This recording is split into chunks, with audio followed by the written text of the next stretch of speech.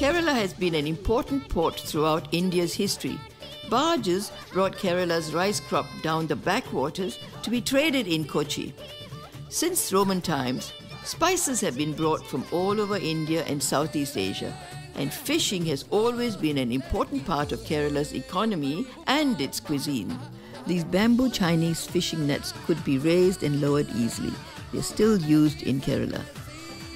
We're at Kumbalangam in a lovely model village, and I'm going to be cooking fish muli, one of the most interesting of the Keralan dishes. And it's wonderful. The beach is wonderful. My hair is blowing, and here's baby Mary helping me. Baby Mary, eppadi choma? Sukama. Okay, nanga fish muli cheporam. Udri chemingla. Okay. Illam change odne. Now she's mixing up the paste, which is turmeric, little bit of ginger, and cumin. And we're going to mix that onto the fish. In the mean. This is pomfret, this is white pomfret that we're using, and it's available in this area. We've also got some green chili, which I'm slitting right across. Wait for the sizzle, it's just going to be a wonderful sizzle. Onions have to be softened. It's just a beautiful flavor, but if it's not cooked properly, if it's not softened, it tends to turn bitter. Now this is a little bit of chopped ginger that baby Mary has given us. Now the name baby Mary, of course, is Christian, and a lot of the people in Kerala are Christians. St. Thomas was supposed to have come to Kerala, the coast of Kerala, in AD 52. And he converted a lot of the people to Christianity. And today you see a lot of the Coptic churches with all the Coptic types of censers and all the order of services. I'm putting the fish in, stirring it in. This is white pomfret found in the area, but whiting is just as good. Tengapal podlama, tengapal, pepper and some of the coconut milk.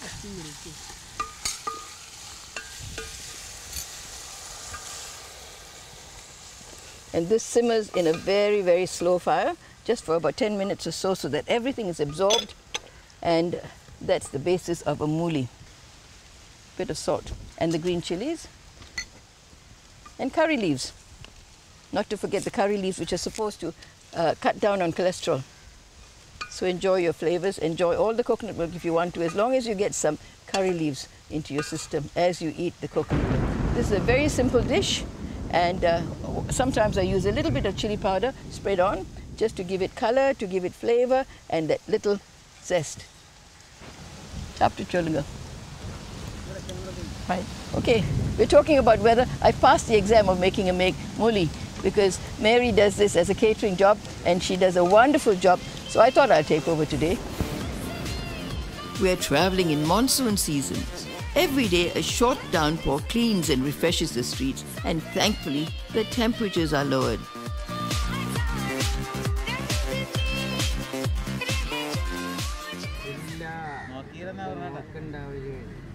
There are clusters of fisherfolk and home industries here, where ropes are made from the husk of the coconut.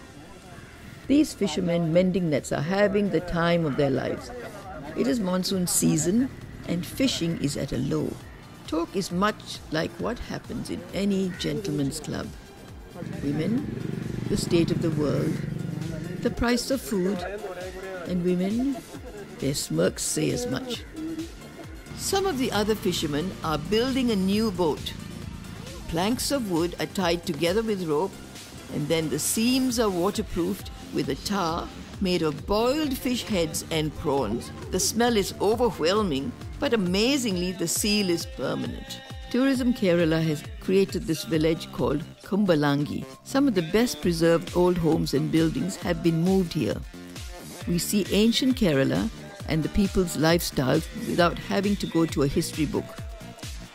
The architecture is traditionally Hindu colonial.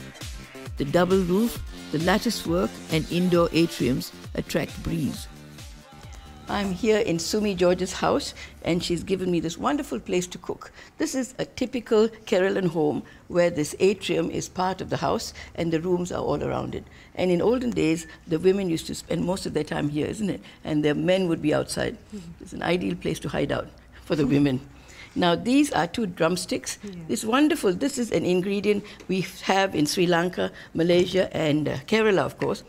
I do this. You do this as well? Yeah. We scrape the skin off, because it's a really tough drumstick. But by the time you cook it with coconut milk, it just makes a wonderful, wonderful vegetable, because it has this wonderful inside that cooks into a wonderful pulp. And we cook it in coconut milk, which is a thicker coconut pressing, the first pressing, and the second pressing, which you notice is much lighter. The second pressing is when you finish the product. Coconut oil is better, is it? Yes, taste-wise is good. Tastes better, isn't it? Yeah. We use this onion. We wait for it to sizzle. The coconut oil smells wonderful. You can smell this delicious aroma coming through. Chili, green chili. Yeah. They put a green chili slit into two, which gives it a lovely flavor as well as zest. We put some curry leaves in, okay? Coriander. Why don't we give them a little bit of excitement? A little bit more chili. Let's make it a little bit hotter. This is how we like it, don't we? A little turmeric powder. Turmeric, okay. I use a little bit, yes.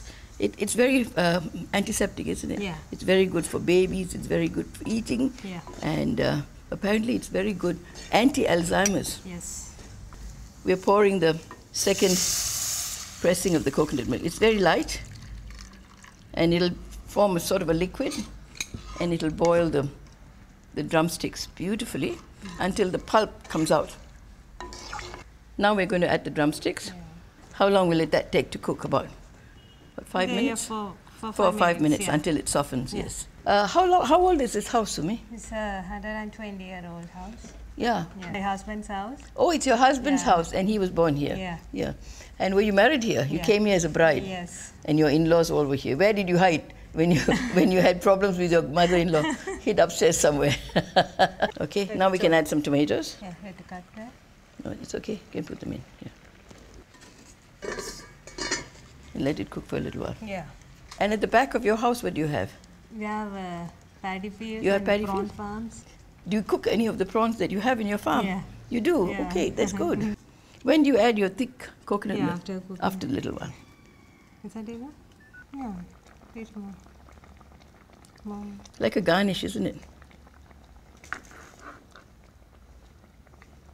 We have to put off the fire. Yes, you can turn it off, yes. And perhaps a little bit more curry leaves. Yeah. Drumstick curry. Yes. Another new recipe for my infinite cookbook. Thank you, Sumi. Thank you. Arab spice traders came and established Islam in Kerala. This ancient mosque predates the minarets and domes that arrived with the Mughal Empire.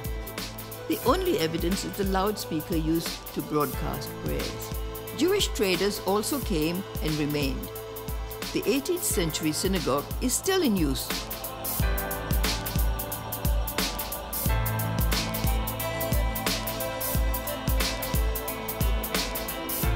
Antiques, artworks, and magnificent fabrics are still traded in Kavana's shops in this vibrant part of Kochi, Kerala's capital.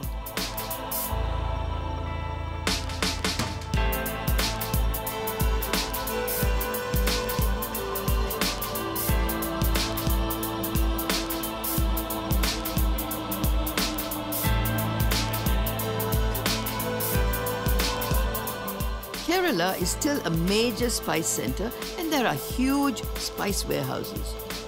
These girls are packing cardamom, cloves, and cassia or cinnamon bark. I was privy to life along the canal lived by real people. They have enjoyed the beauty of the backwaters for centuries. Many of the old rice barges have been converted to houseboats, and we sailed overnight for a close-up view of the heart of Kerala. This is the back end of the monsoon season. It's magic to see rain when I have just arrived from arid Australia. Umbrellas go up and life goes on. So it's a perfect opportunity to sit back to enjoy a beer.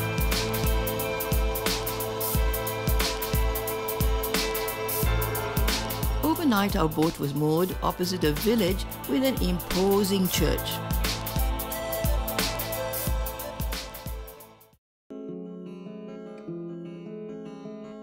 In the morning, The backwaters came to life again.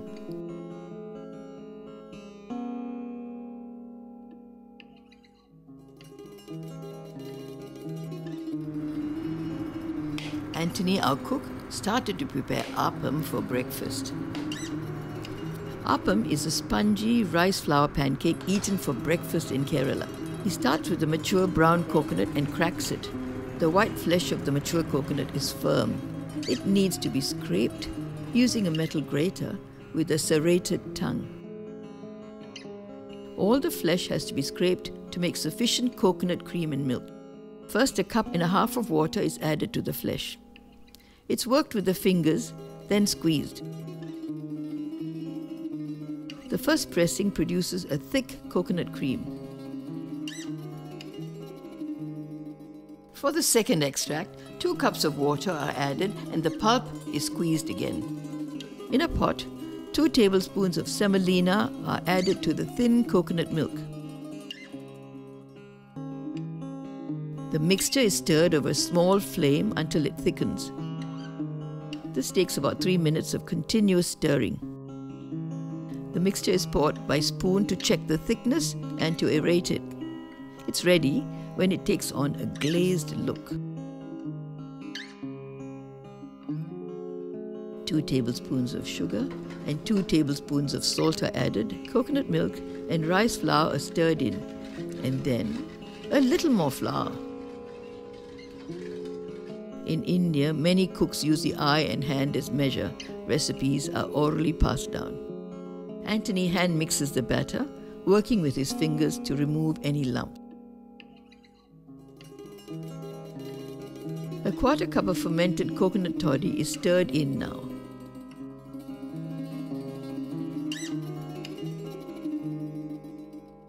The appam are cooked in a small, wok-like curved pan.